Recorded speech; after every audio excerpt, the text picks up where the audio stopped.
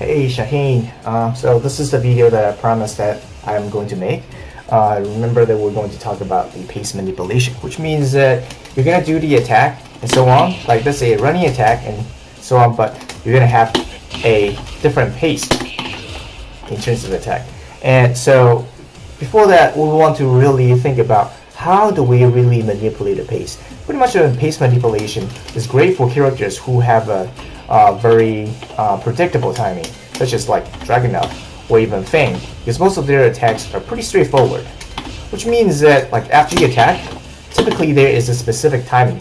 Boom, boom, they're all pretty much the same timing. So instead of trying to attack one after another, especially after you gain the momentum, it's a good idea to use a dash guard, which is like a movement to buffer the type of the attack you really feel like to do.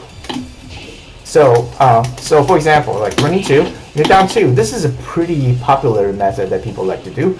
However, if you do running 2, dash guard, down 2, it makes it much harder for your opponent to react, because down 2 after all is unseeable. And so when you do it running 2 into down 2 immediately, it's actually really easily anticipated by your opponent, because this is a very easy follow-up that people tend to do. But if you do running 2, dash guard, down 2, that makes the timing slightly weird, because your opponent was expecting it low but it never came. And it's like, what's going on? As they feel like they don't know whether or not they should retaliate or stand up, down 2 comes out. And again, we already know down 2 is not seeable because it's slower than 25 frames. So now, since we know that the movement is there to buffer the type of the pace manipulation, because what you could do is a hoop, boom. So there's the timing mix-up, and of course, boom. So you don't necessarily have to attack fast. I mean, after all, the effectiveness of aggression has more to do with the timing of your offense rather than the speed of your offense. The best offense is not always the one that attacks the most, but rather it is the timing of when the attacks strike. Like that, pretty much. So there is like some serious use of a movement involved delay. So now we're going to start looking at the dash guard, because dash guard, after all, is what really allows you to manipulate with your timing of your attack. Now, in terms of dash guard, oftentimes people are like, oh yeah, dash guard is easy, just dash guard. Let's erase it so that way you can see the movement. It's just a simple dash guard, FFB. How hard could this be? Well, this is actually a lot deeper than you think, because oftentimes what's going on, people are thinking like, all right, well, dash guard. So pretty much it's dash guard and attack. All right, but there are more to it. First, let's talk about why is dash guard so important. Now, oftentimes when you have a plus frame, because after you hit something or after your opponent's blocking your huge minus attack, what's going on is that they have 3 choices.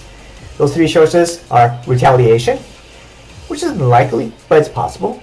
There is the sidestep and sidewalk, and of course, there's blocking. Now, let's assuming that you have 3 different types of opponent after blocking something, or after they get hit. The YOLO type, they'll be like, all right, you know what, fuck this. I'm gonna YOLO, or YOLO, or YOLO, or whatever. So what's going on over here is that a dash guard allows you to actually against the YOLO. Because now imagine this, I'm going to record exactly what's going on over here. Alright, so I'm going to do a repeat action. I'm going to have, running 2, down 2. Now imagine this. If I was going to go YOLO, then I'll be able to launch it.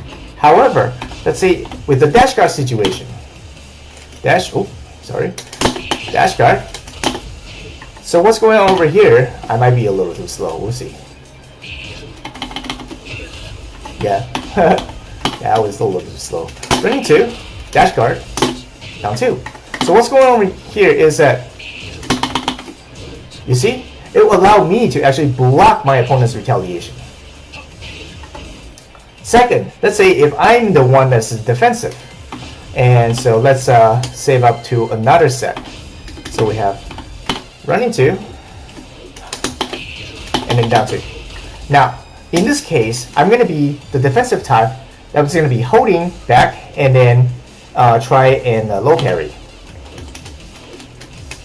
Oops.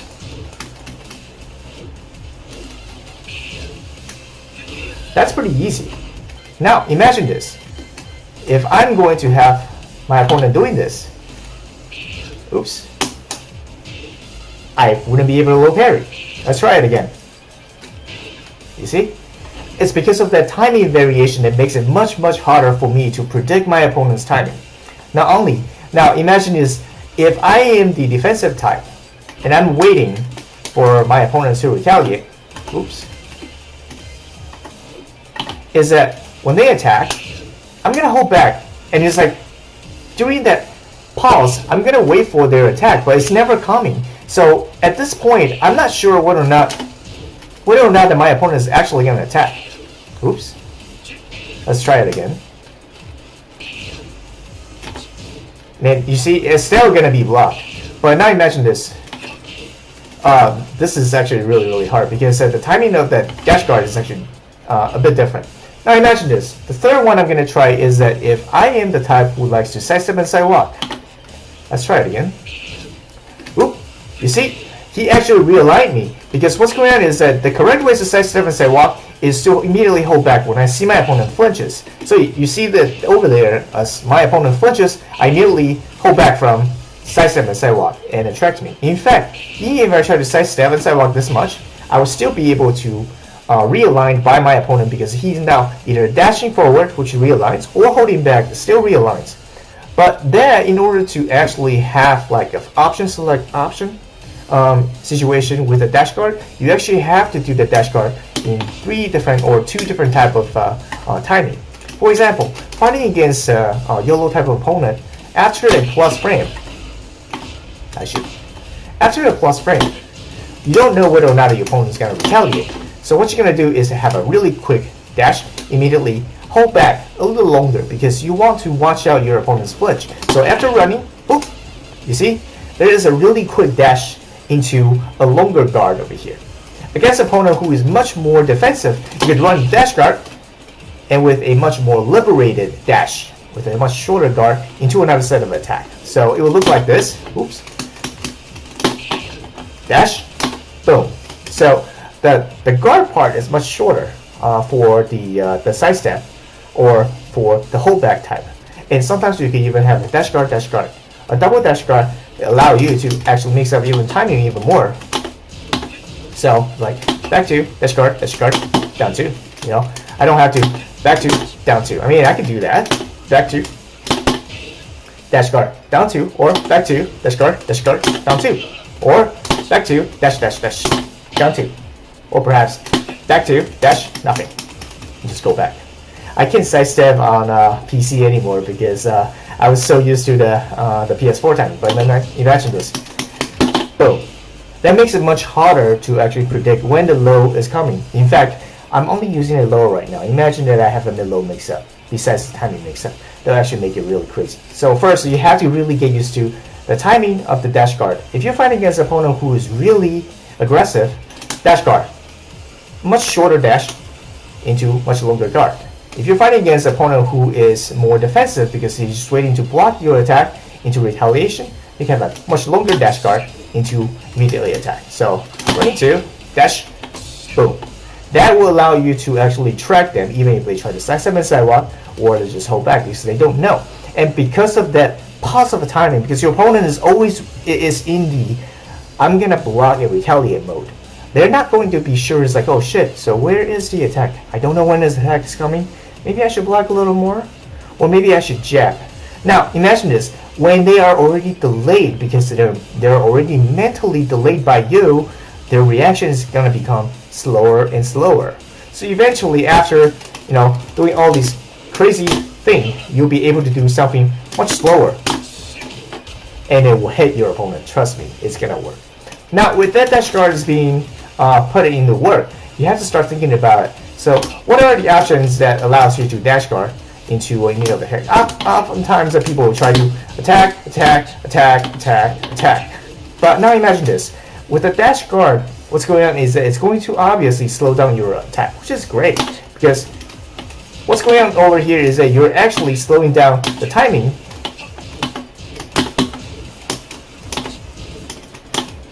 of your offense. Now, what does this mean? Earlier, if you're just doing the direct attack, one after another, you're pretty much already hitting the high gear. And so the only way that you can manipulate your pace is to go slower. But now imagine if you're playing the game with a lot of dash guards in there, then your overall average pace is going to be much slower. But now imagine this, if you just think that you're going to attack, and then delay,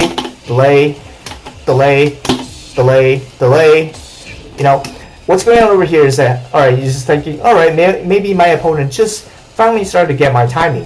Oh shit, is my opponent finally getting used to my weird timing? Good, because now I could immediately follow up with another set of pokes and so on. So now imagine this, typically you're going from delay version into suddenly one after another. You immediately speed up the timing of your offense. So you see, now that goes from delay, and then suddenly boom, sidewalk launch. So that's the idea of how to use the delayed attack or perhaps the dash guard into your offense to really purposely slow it down. So you could slow down even more because you could go back into no attack whatsoever into the neutral game and so on. Or perhaps speed up, attack, sidewalk, launch. And the choice is yours. By using the dash guard, it slows down your attack so it becomes your average speed. The average speed is going to be slower than your top pace, which is great because that means that now you can go faster or slower however you want. I hope that this works. Good luck, man. So the way to train this is, think about this is like oftentimes when you do an attack, you want to make sure that about 50% of your attack are straightforward attack. Another 50%, think about like, alright, if you use like 2 of the fast attacks, you want to think about it as like delay attack. So every 3 attacks, you want to have a 1 attack to be a delayed attack. How's that? That sounds good, right? So pretty much it means like running down 2, instead of going while resting 4 immediately, do it down 2. You see that there is like the sudden delay and so on. So just practice with this. You're gonna lose a lot at first, but once you're used to that delayed timing,